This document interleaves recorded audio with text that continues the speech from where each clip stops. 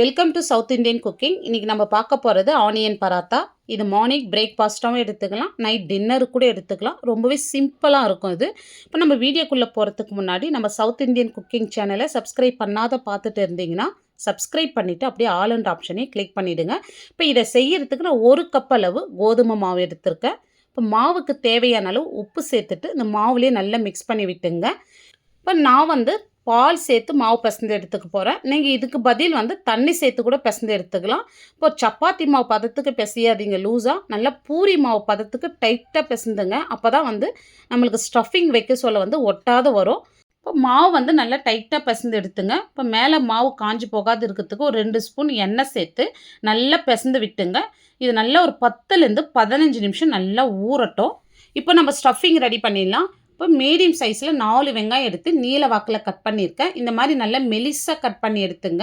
இப்போ நம்ம கட் பண்ண வெங்காயம் ஒரு பவுலில் சேர்த்துடலாம். இப்போ இந்த வெங்காயத்துக்கு தேவையான அளவு உப்பு சேர்த்துருங்க. இப்போ காரத்துக்கு நான் 1.5 ஸ்பூன் சில்லி பவுடர் சேர்த்துக்கிறேன். இப்போ ஒரு 4 ஸ்பூன் மஞ்சள் தூள். இப்போ இதோட 1/2 ஸ்பூன் சீரகம், 4 ஸ்பூன் ஓமம் சேர்த்துங்க. இப்போ ஓமம் இந்த மாதிரி கையில் க்ரஷ் பண்ணிவிட்டு சேர்த்துங்க, நல்லா வாசனையாக இருக்கும். ரொம்ப டேஸ்ட்டு சூப்பராக இருக்குங்க அந்த ஓமம் சேர்க்கறதுனால. இப்போ 1 spoon kasuri methi dry roast பண்ணி வச்சுருக்கேன். இந்த மாதிரி நல்லா உதிர்த்து விட்டு நம்ம சேர்த்துடலாம். இப்போ ஒரு 3 டேபிள் ஸ்பூன் கடலை மாவு. நான் 4 வெங்காயத்துக்கு 3 டேபிள் ஸ்பூன் கடலை மாவு சேர்க்குறேன்.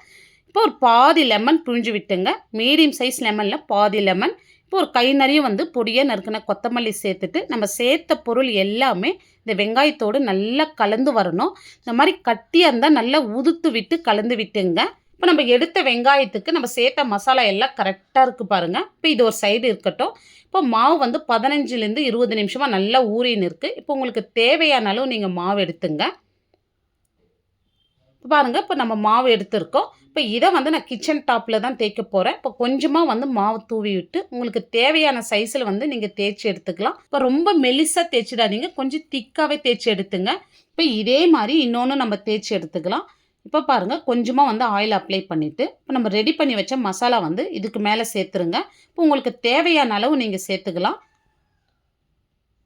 இந்த மாதிரி மசாலா சேர்த்துட்டு ஃபுல்லாக ஸ்ப்ரெட் பண்ணி விட்டுங்க. அந்த மாதிரி இப்போ நம்ம ரெடி பண்ண இன்னொரு சப்பாத்தி இதுக்கு மேலே சேர்த்துடலாம். இப்போ சைடெல்லாம் இந்த மாதிரி நல்லா இந்த மாதிரி அழுத்தி விட்டுங்க. இப்போ இதை நம்ம கட் பண்ணி எடுத்துக்க போகிறோம். நான் பீஸா கட்டர் எடுத்துருக்கேன். இதுக்கு பதில் நீங்கள் நைஃப் வச்சு கூட கட் பண்ணி எடுத்துக்கலாம். இப்போ நான் வீடியோவில் எப்படி காமிக்கிறனோ இதே மாதிரி நம்ம ரோல் பண்ணி எடுத்துக்கலாம். இப்போ பாருங்கள், இதே மாதிரி ரோல் பண்ணிவிட்டு இப்போ கொஞ்சமாக மாவு தூவி விட்டுங்க. இப்போ ரோல் பண்ண சப்பாத்தி சேர்த்துட்டு இதுக்கு மேலே கொஞ்சமாக மாவு சேர்த்து இந்த மாதிரி கையிலே ப்ரெஸ் பண்ணி விட்டுங்க. இப்போ பொடியே நறுக்குன கொத்தமல்லி சேர்த்துட்டு இப்போ சப்பாத்தி கட்டையில் இந்த மாதிரி தேய்ச்சி விட்டுங்க. இப்போ நம்ம ஆனியன் சேர்த்ததுனால இதை மெலிசாலாம் தேய்க்க முடியாது, கொஞ்சம் திக்காக தான் இருக்கும். பாருங்கள், இந்த மாதிரி நல்லா தேய்ச்சி எடுத்துங்க. இப்போ சூடான கல்லில் கொஞ்சமாக நெய் இல்லைன்னா ஆயில் அப்ளை பண்ணிங்க. இப்போ நம்ம ரெடி பண்ணி வச்சதை இதோட சேர்த்துடலாம். இப்போ இதை சேர்த்துட்டு சுத்தரம் கொஞ்சமாக நான் ஆயில் சேர்த்துட்றேன். இப்போ இது மீடியம் ஃப்ளேம்லேயே 3லேருந்து 4 நிமிஷம் ஆகுங்க இதை செஞ்சு எடுக்கிறதுக்கு. பொறுமையாக தான் வேகும். இப்போ இது நல்ல கலர் மாதிரி லைட்டாக கிறிஸ்பி ஆகட்டுங்க. அது வரைக்கும் மீடியம் ஃப்ளேம்லேயே நல்லா வேக வச்சு எடுத்துக்கலாம். இப்போ நல்ல கலர் மாதிரி வந்திருக்கு. இப்போ இதை எடுத்துடலாம். இப்போ இதே மாதிரி நம்ம எல்லாமே செஞ்சு எடுத்துக்கலாம். இப்போ பாருங்கள், ரொம்ப சிம்பிளாக செஞ்சுருக்கோம். டேஸ்ட்டு ரொம்பவே சூப்பராக இருக்கும். இது தயிரோடு வச்சு சாப்பிட்றதுக்கும் சூப்பராக இருக்கும், அப்படியே சாப்பிட்றதுக்கும் ரொம்பவே அல்டிமேட்டாக இருக்குங்க.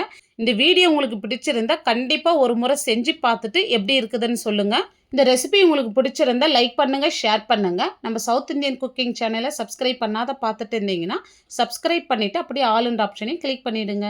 தேங்க்ஸ் ஃபார் வாட்சிங்.